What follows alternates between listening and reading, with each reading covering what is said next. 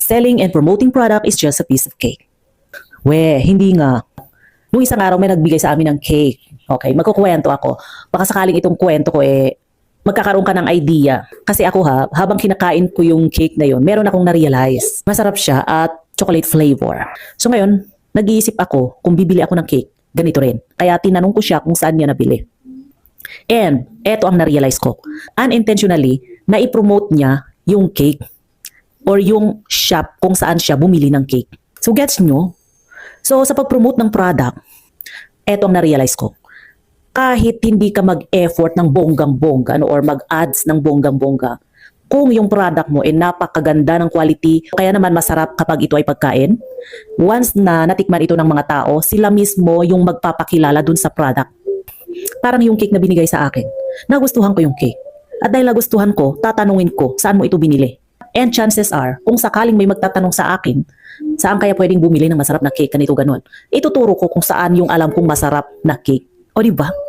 Kaya for us affiliate, kapag may nadiskubre tayong product, maganda o kay masarap, so pwede ko itong ibigay sa kakilala, sa kaibigan, sa amiga, sa kachismisan, yan. O diba? Kung sakaling nagustuhan din nila, I'm sure, magtatanong yung mga yan, saan mo binili? O, ibigay mo na yung link mo, dito ko binili. I-click mo yung basket na yan. O diba? At kapag wala silang TikTok app, wala silang online shopping app, sabihin mo sa kanila, kung sa akin ka umorder ka sa akin, mura lang yan. So ito ang ginagawa ko. Halimbawa, napansin ng kaibigan ko or kakilala ko yung gamit kong tumbler or yung kumot ko kung nagpunta sila dito sa bahay. Wow, ang ganda niyan. Ay, oo, maganda yan. Ganito yan. Mura lang yan. Oh, di ba? Ganun. Kaya ang idea ko dito, no, kapag meron akong nadiscovering product na masarap, kung sakaling ito ay pagkain or magandang quality, chance mo yung may nagtatanong, uy, ang ganda niyan. O, sasabihin mo na, oo, binili ko lang yan sa mura lang. O, di ba?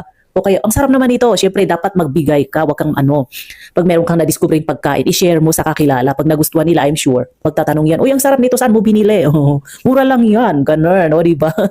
Kaya naisip ko, ang dali rin palang magbenta kung sakaling yung product na binibenta mo, talagang magandang quality, masarap, o, di ba? Magandang itsura. Kaya, affiliates, pag may na-discover tayong mga product na maganda, masarap, magandang itsura, magandang quality, matibay, mga ganon, magbigay tayo kahit kunti lang para matikman nila, halimbawa sa pagkain na o kaya sa mga kape.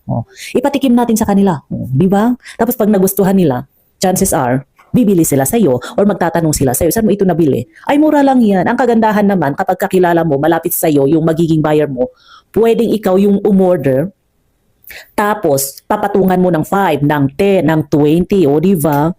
Meron kang komisyon, meron ka pang tubo. Di ba? Ang ganda ng ganon sana, no?